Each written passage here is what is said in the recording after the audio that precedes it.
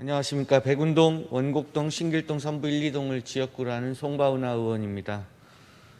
먼저 시정 질문의 기회를 주신 김동규 의장님과 김정택 부의장님, 동료 선후배 의원님들께 감사의 말씀을 드립니다. 아울러 불철주야 안산시의 발전을 위해 노력하시는 윤하섭 안산시장님과 이천여 공직자 여러분들께도 감사드립니다. 이 자리에 참석해 주신 언론인들과 방청객, 인터넷으로 시청하고 계시는 시민 여러분께도 감사드립니다. 존경하는 안산 시민 여러분, 본 의원은 완충 저류시설 설치 필요성에 대해 주장하고 향후 안산시의 완충 저류시설 설치 및 운영 계획에 대해 질문하고자 이 자리에 섰습니다. 물환경보전법 제21조의 4 제1항에 따르면 산업 입지 및 개발에 관한 법률 제2조 제8호에 따른 산업단지 중 환경부령으로 정하는 단지의 소재지를 관할하는 시장은 그 산업단지에서 배출되는 오폐수 등을 일시적으로 담아둘 수 있는 완충 저류시설을 설치 운영하여야 한다고 되어 있습니다. 그에 따라 물환경보전법 시행규칙 제30조의 3에 따르면 면적이 150만 제곱미터 이상인 산업단지나 특정 수질 유해 물질이 포함된 폐수를 1일 200톤 이상 배출하는 산업단지 또는 화학물질관리법 제2조 제7호의 유해 화학물질의 연간 제조, 보관, 저장, 사용량이 면적 1제곱미터당 2kg 이상인 산업단지의 완충 저류시설을 설치 운영하여야 합니다.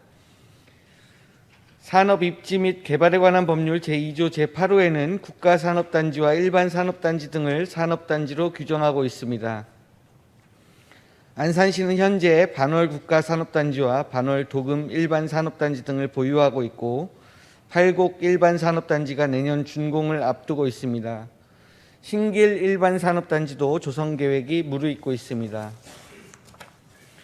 반월 산단은 면적이 1,537만 3천 제곱미터이고 특정 수질 유해물질이 포함된 폐수 1일 배출량이 3만 993 제곱미터이며 화학물질관리법 제2조 제7호에 따른 유해 화학물질의 연간 제조, 보관, 저장 사용량이 면적 1제곱미터당 21kg으로 반월 산단이 소재한 안산시는 관련 법령에 따라 완충 저류시설을 의무적으로 설치 운영하여야 합니다. 또한 물환경보전법 제21조의 4 제2항에 따르면 완충 저류시설을 설치 운영해야 하는 지방자치단체의 장은 추진 일정 및 설치 장소 등에 관한 사항을 포함하여 완충 저류시설 설치 운영 계획을 수립하여 환경부 장관과 협의하여야 합니다. 그러나 물환경보전법이 2014년 개정될 때 완충 저류시설이 필수 산업 기반시설로 지정됐습니다만 안산시는 6년째 법적 의무사항을 해태하고 있습니다. 물론 같은 법 제21조의 4 제3항에 따라 완충 저류시설의 설치 및 운영에 드는 비용을 정부로부터 전부 또는 일부 지원을 받을 수 있습니다만 재정사업으로 진행할 시 1,200억 원 이상이 소요되는 것으로 예상되는 바 예산 문제 때문에 추진이 지지부진한 것으로 생각은 됩니다. 그러나 상황이 달라졌습니다. 기획재정부는 2월 13일 배포한 2020년 제2차 민간투자 활성화 추진협의회 개최라는 제목의 보도자료에서 사회기반시설에 대한 민간투자법이 포괄주의로 개정안이 통과되면 대형 민자사업으로 2조 원 규모의 완충 저류시설 사업 등 5개 사업을 추가 발굴 추진하겠다고 발표한 바 있습니다. 개정 전 사회기반시설에 대한 민간투자법에 따르면 도로, 철도 등 53개 시설만 민간투자가 가능했습니다만 3월 6일 개정안이 국회 본회의에서 통과됨에 따라 모든 사회기반시설에 대해 민간투자가 가능하게 됐습니다. 이와 관련하여 정부는 6월 1일 2020년 하반기 경제정책 방향을 확정 발표했습니다. 그 내용에 따르면 정부는 올해 하반기 대대적 투자를 활성화함으로써 경제 회복을 빠르고 강하게 추진할 예정이라고 합니다. 완충 저류시설은 필수 산업 기반 시설로서 정부가 추진하고 있는 100조 원 투자 프로젝트의 대상입니다. 환경부 역시 민간 투자를 활용한 완충 저류시설 확충 추진 계획을 발표하여 반월 국가산업단지는 52,993제곱미터의 용량, 반월 도금 일반 산업단지는 852세제곱미터 용량의 완충 저류시설 설치 대상으로 지정했습니다. 환경부 자료에 따르면 완충 저류시설의 추진 방식은 임대형 민자사업 방식으로 하여 민간 사업자가 사업을 우선 시행하고 사업 완료 후 운영기간 동안 시설 임대료를 통해 원리금을 상환하게 됩니다. 또한 원리금의 70%는 국비를 지원할 예정이라고 합니다. 이처럼 민간 투자 사업으로 완충 저류 시설을 건설하면 1,200억 원 이상이 소요되는 정부와 안산시의 재정 부담이 사라지게 되는 것입니다. 정부 정책에 부응하고 고용을 창출해야 합니다. 코로나 시대 이후를 준비해야 합니다. 경제 회복이 필요합니다. 앞뒤 재면서 추진하다가는 때를 놓칠 수 있습니다. 안산시가 지금 민간 투자 사업 제안서를 받아도 국회에서 한도액 승인은 내년 말로 예상되고, 그렇게 되면 사업자 선정 및 착공은 2022년에 가능합니다. 준공은 2026년으로 예상됩니다.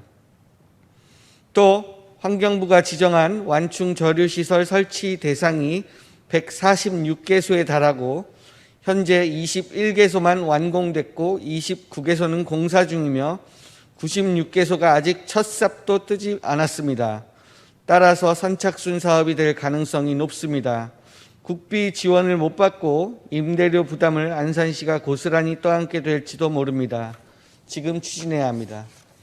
현재 안산시는 28만 세제곱미터의 공공 폐수 처리 시설을 가지고 있고 그중 약 7만 세제곱미터의 여유가 평균적으로 있습니다.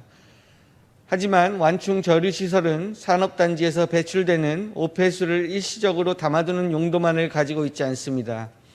비가 올 경우에는 초기 오염물을 모아 처리합니다. 무엇보다 중요한 것은 산업단지 내 사고 및 화재가 발생할 경우 사고 유출수가 우수 관로를 통해 하천으로 직접 유입되지 못하도록 차단합니다. 한국환경공단이 2014년 발표한 완충 저류시설 운영 개선 방안 및 사업 효과 분석 보고서에 따르면 완충 저류시설의 BC 레이시오는 사고 빈도가 50년에 1회일 경우 1.77, 100년에 1회일 경우에는 1.19입니다. 50년, 100년에 한 차례만 사고가 나도 경제성이 있다는 말입니다. 그러나 실제 사고 빈도는 50년, 100년에 1회가 아닙니다. 소방청 국가화재정보센터 자료에 따르면 2019년 기준 안산시 공장시설 기준 화재 발생 건수는 47건으로 인천, 대구, 부산, 시흥에 이어 전국 5위입니다. 최근 6년간 안산시 화학물질 관련 사고는 32건으로 경기도 내 관련 사고 142건 중 23%를 차지합니다. 2015년에는 폴리 염화 알루미늄 150톤이 누출됐고 2018년에는 염산 1톤이 누출되기도 했습니다. 안전이 필요합니다. 이에 본 의원은 경제 회복을 위한 정부의 노력에 부응함으로써 안산시가 이니셔티브를 가지고 법령을 준수하고 고용을 창출하며 시민의 안전을 지키기 위해 완충 저류 시설을 빠른 시일 내에 추진할 것을 주장하는 바입니다. 이에 대해 시장님께서는 어떤 생각을 가지고 계신지 답변 부탁드립니다. 또한 향후 안산시 완충 저류시설 설치 계획 및 운영 계획에 대해서도 세부적인 일정 및 추진 방식, 예산 등을 포함하여 답변해 주시기 부탁드립니다. 경청해 주셔서 감사합니다. 환경교통국장 김종철입니다. 송바운하 의원님께서 질문하신 완충 저류시설의 필요성과 설치 계획에 대해 답변드리겠습니다. 먼저 완충 저류시설 설치와 관련하여 환경부와의 협의 진행 사항을 말씀드리면 환경부에서는 금년 4월 지침을 통해 전국의 145개 설치에 대한 자치단체 간의 우선순위를 조정하고 우리 시는 재정 여건을 고려하면서 후속 협의가 진행되고 있다는 말씀을 드립니다. 종전에는 낙동강 수위에 한하여 완충조리 시설을 설치 운영토록 하였으나 2015년 수질 오염 사고 방지를 위하여 완충조리 시설 설치 의무가 전국적으로 확대됨에 따라 우리 시도 2016년에 안산시 완충조리시설 설치 운영 계획서를 제출한 바 있습니다. 또한 환경부에서는 자치단체의 재정 여건을 고려하여 2020년 3월 사회기반시설에 대한 민간투자법을 개정, 완충조리시설 설치에도 민간투자를 할 수 있는 근거를 마련하였고 우리 시에도 민간업체의 제안이 있었음을 말씀드립니다. 아울러 반월 국가산단과 반월 도금산단에 완충조리시설을 설치할 경우 사업비가 1,300억 원에 이르러 일정 부분 경기 부양이나 고용 창출 효과가 있겠지만 사업비에 대한 국고보조를 70% 받는다 해도 안산시가 부담해야 할 비용이 390억 원에 이르고 BTL 방식의 민자사업으로 추진해도 완공 후 20년간 매년 24억 원의 예산이 소요될 것으로 예상이 됩니다. 따라서 준비 과정을 감안하면 예산 투입 시기가 지연되어 코로나19에 대한 경기 부양 효과에는 제한적일 것으로 판단되나 법적 의무 시설을 고려하여 긍정적으로 적극 추진해 나가겠습니다. 아울러 현재 반월 국가산업단지는 시어 방면으로 7개의 우수 토구가 있으며 토구 말단에는 사고로 인한 오폐수 또는 화재 시 뿌려지는 소방수 등이 시어로 바로 유입되지 않고 공공하수처리 시설로 유입되게 하는 차집시설이 있으며 반월도금 일반산업단지 하수관로는 함유식 하수광고로 매설돼 있어 사고로 인해 유출되는 오폐수는 공공하수처리 시설로 유입되고 있어 환경오염 사고를 대비하고 있다는 말씀을 드립니다. 팔곡 산업단지와 신길 일반산업단지의 경우 조성되는 산업단지 규모가 150만 제곱미터 미만으로 완충조리시설 설치 의무 대상은 아니나 환경오염 사고를 대비하여 추후 면밀히 검토하도록 하겠습니다. 이상으로 송바운 의원님께서 질문하신 사항에 대한 답변을 마치겠습니다. 감사합니다.